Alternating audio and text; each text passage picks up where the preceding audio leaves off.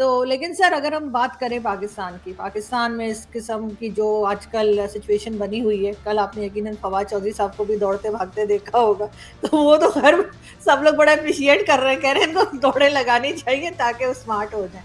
मगर सर अगर हम हिंदुस्तानी जो कई हमारे दोस्त भी हैं, एनालिस्ट भी हैं, वो ये कहते हैं कि जो लोग हिंदुस्तान में ये बात करते हैं कि पाकिस्तान में अगर सिचुएशन ख़राब हुई तो हिंदुस्तान को भी फ़र्क पड़ेगा, वो असल में जो है वो अमन की आशा वाले लोग हैं। तो आपके ख्याल से जो नेबरिंग कंट्रीज़ हैं, चाहे चाइना हो, चाहे ईरान हो या अफ़गानिस्तान, इंडिया, क्या इन कंट्रीज़ को कोई फ़र्क पड़ता है कि पाकिस्तान में क्या हो रहा है और किस किस्म के हंगामे, ख़ास तौर पे ये तो हमने फर्स्ट टाइम देखा अपनी लाइफ में कि जीएचक्यू पे अटैक हो गया और उनके मोर और उनका मटन वटन उठा के ले गए, तो सर आपको क्या लगता है? आज़ाद जी, देखिए एक चीज़ तो है कि जो कुछ पाकिस्तान में पिछले 1-2 हफ्ते में हुआ है, उसमें सारी जो नेबरिंग कंट्रीज़ हैं, उसको बहुत ज़्यादा फ़र्क पड़ा है। सबकी टीआरपी आपने खत्म कर दी, सारे प्रोग्राम्स की, सारी मूवीज़ फेल कर दी आपने, किसी प्रोग्राम में कोई मज़ा नहीं है। भई आपने जितने हमारे सास भी कभी बहू थी, वो भी फेल कर दिया आपने, पुराने जितने भी प्रोग्राम्स थे, हमारी सारी मूवीज़ फेल कर दी आपने, इवन कि शोले तक फेल कर दिए देखिए आपने। अरे सर, शोले को तो ना फेल कराया सर, क्या नहीं, बात मैं कर रहे बता हैं रहा आप? हूँ आपको, देखिए कोर कमांडर है आपका, उसका हुँ। घर जला दिया। भई आप सोच सकते हैं, पाकिस्तान के अंदर कोर कमांडर का घर जल जाए और वो कोर कमांडर अपने सिपाहियों से पूछ रहा है, कितने आदमी थे?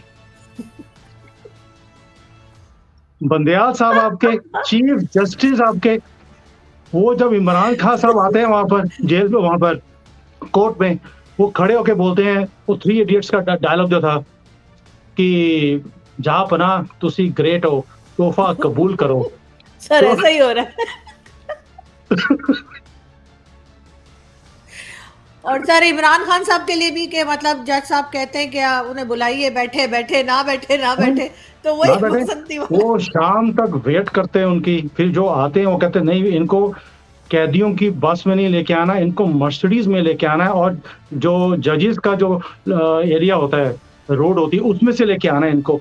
भई जो ये चीज़ें हम देख रहे हैं, सास भी बीच में इन्वॉल्व्ड है, बहू पर्दे में आ रही है।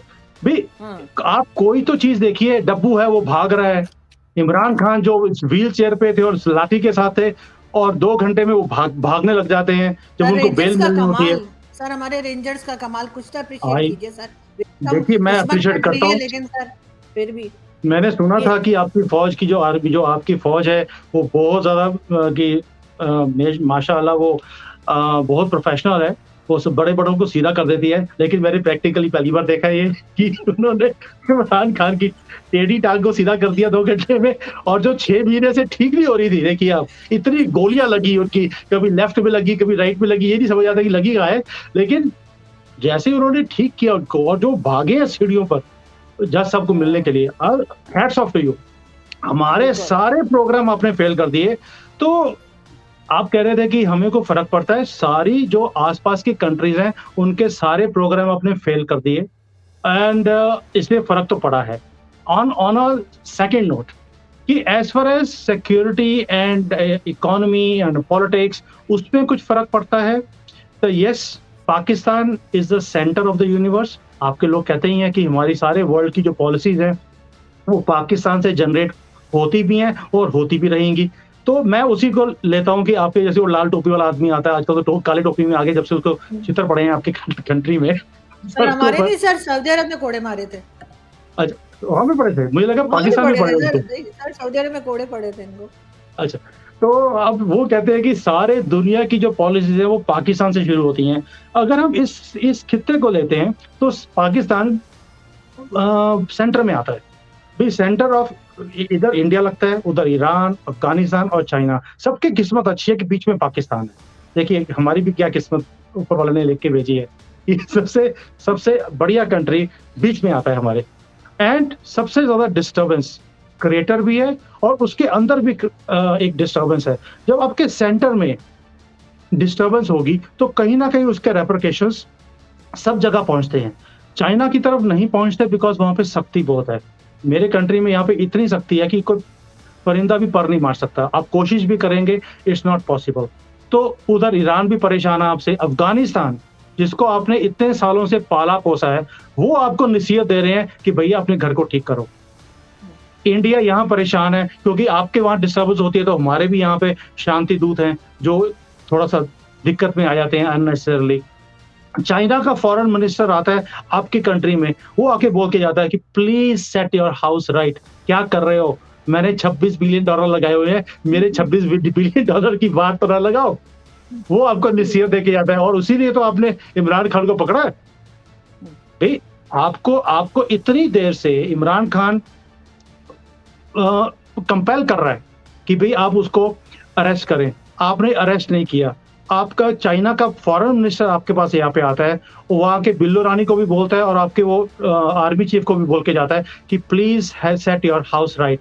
हम आपको $58 बिलियन का एक और प्रोजेक्ट देने को तैयार हैं। आप पहले पिछले 26 का तो हिसाब दे दो, जो आप खा पी गए। तो उसके अगले दिन आपने इमरान खान को कैद में कर लिया, अगवा कर लिया। हमारा आदमी लेकिन सर इसमें इमरान खान, सॉरी मैं समझना चाहूँगी सर, इसमें इमरान खान का क्या रोल है कि अगर चाइना के फॉरेन मिनिस्टर आके हमारे फॉरेन मिनिस्टर से ये कह के जाते हैं बिलावल भुट्टो से कि इमरान खान को कंट्रोल कर, खान साहब क्या कर रहे हैं? वो तो बेचारे ओके। चुपचाप अपना ही डिड नॉट पार्टी से चला रहे। जी इमरान को डायरेक्टली, उन्होंने ये नहीं बोला कि इमरान को अंदर करो, बट उन्होंने ये बोला कि he is a game destroyer.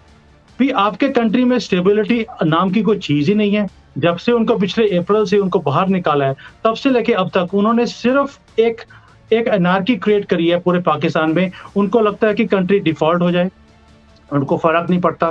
Political instability उन्होंने क्रिएट करके रखी है। हर एक हफ़्ते इतने जलसे उन्होंने किए हैं, भी धूप में लोगों को खड़ा कर कर के रंग काला हो गया सब पाकिस्तानियों का, जो मैं देखता हूँ। पिछले साल में और अब इस साल में लोगों के रंग में फ़र्क पड़ गया है, इतना धूप में खड़ा किया उनको। और Maggie he is not letting anything run. CPEC था, उन्होंने पैक करके रख दिया परमानेंटली। अभी वो चलने भी नहीं देते, अपने टेन्योर पे चलने नहीं दिया, अभी भी चल नहीं सकता, जो हालत है। Then his affiliation to the Taliban, everybody knows, तभी उसको तालिबान इमरान खान बोलते थे।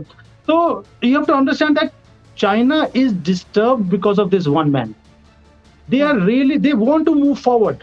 अब नए आपके चीफ आ गए हैं, उनको भी मिलके उन्होंने बोला कि we want to move forward. हमने यहाँ पर इस जो सीपैक है, इसको हमने अफ़गानिस्तान से ईरान तक लेके जाना है। They want to create that route. उनकी बदकिस्मती है कि बीच में पाकिस्तान आता है। अगर अफ़गानिस्तान होता, अब तक ये रोड बन गया होता। इवन कि इतनी डिस्टर्बेंस है उस कंट्री में, तो भी ये पूरा हो गया होता। But they had to plead in front of your army chief, please set your house right. अब हाउस को खराब किसने किया हुआ है? आर्मी चीफ ने तो किया नहीं, वो तो न्यूट्रल होकर बैठ गए। आपकी government, they are trying to run the country after the mess of Imran Khan. 4 साल इस आदमी ने सत्यानाश कर दिया इस कंट्री का, इकोनॉमी का, फॉरेन रिलेशंस का। किसी के साथ बना के नहीं रखी इसने। इसने ना अपने कंट्री में किसी से बना के रखी, ना फॉरेन में किसी से बना के रखी, इवन कि चाइना को भी नाराज करके रखा इसने। तो दे हैड टू से कि यार मेरे तो $26 बिलियन डूब रहे हैं, ये आदमी हट ही नहीं रहा है। ये इसको इलेक्शन की पड़ेगी, मुझे प्रधानमंत्री बना दो। जैसे हमारे यहाँ राहुल गांधी है, उसको बस प्रधानमंत्री बना दो, कहता मैं सूरज को ईस्ट की नहीं वेस्ट से निकाल दूंगा। ऐसे ही इमरान खान को बोलता है कि आप मुझे प्रधानमंत्री बना दो, आप देखो फिर। लेकिन सर इंडिया का तो नहीं कहा जा सकता, लेकिन पाकिस्तान में तो बहुत से लोग ये कहते हैं और समझते भी हैं कि पाकिस्तान को जो है वो एजेंसीज रन कर रही हैं, सामने सिर्फ पॉलिटिशियन को दिखाया जाता है। चाहे फॉरेन पॉलिसी हो, चाहे इकोनॉमी हो, हर चीज़ में जो है वो आर्मी का कहीं ना कहीं रोल है। तो फिर प्राइम मिनिस्टर के तौर पे इमरान खान को क्या ब्लेम करना ठीक होगा? वो तो वही कर रहे होंगे ना जो डिक्टेशन आ रही होगी उनको। देखिए Arzoo ji, I don't think so army chief आपका, जो भी आपकी एजेंसीज हैं, वो कभी ये बोलेंगे कि आप जाकर सऊदी अरेबिया से बदतमीजी से बात करो और अपने रिलेशंस खराब कर लो। This I don't think your army chief और your ISA chief will ever tell your prime minister. मुझे ये कभी भी पॉसिबल ही नहीं है। या वो बोल देंगे कि अब चाइना में जाके बदतमीजी करो। इंडिया के साथ बदतमीजी के लिए वो बोल सकते हैं कि आप मोदी को गाली निकालो, आप इंडियंस को गाली निकालो, हिंदुओं से हेटरेट की आप बातें करो। But doing these things with very close countries, जिन्होंने आपको पाला पोसा है, जिन्होंने आपकी मदद करी है आपकी दिक्कत में, आप उनसे भी बदतमीजी करो, उनको आप क्या बोलते हैं, पंजाबी वाली गालियाँ निकालो आप पार्लियामेंट में, तो वो तो मुझे लगता नहीं है कि your army chief and ISI chief will tell that. लोग इमरान खान ने वो चीजें करी हैं, which is unprecedented from a head of the country। और जो मोदी साहब के लिए भी उसने जो बोला है, small person in big seats, this I don't think so your army chief will ever से कि भाई आप मोदी जी के लिए ऐसी चीजें बोलो। तो सही। आदमी बेसिकली बदतमीज है, उसको बोलने की तमीज नहीं है, उसे कोई कोई पॉलिटिकल उसका कोई कोई है ही नहीं, उसका एक्यूमेन ही नहीं है। तो इफ यू से कि सब कुछ एजेंसीज चलाती हैं, not these narratives, this is only and only his creation which is not acceptable by anybody। ना कोई कंट्री का और ना ही आपका आर्मी चीफ इसको एक्सेप्ट कर सकता है। तो अगर आप ये बोलते हैं कि वो लोग करवा रहे हैं, इमरान खान का कोई कसूर ही नहीं है, भाई आप हो सकते हैं इमरान खान के बहुत बड़े सिंपैथाइजर हो, आप उसके फॉलोअर हो सकते हैं, उसको आप मसीहा मानना शुरू कर दिया है, अब उसकी फोटो भी आप अपने पीछे लगा सकती हैं, this is your choice. But on a country point of view, as an independent analyst from outside, what Eklavya news India, अंतर्राष्ट्रीय खबरों का मंच।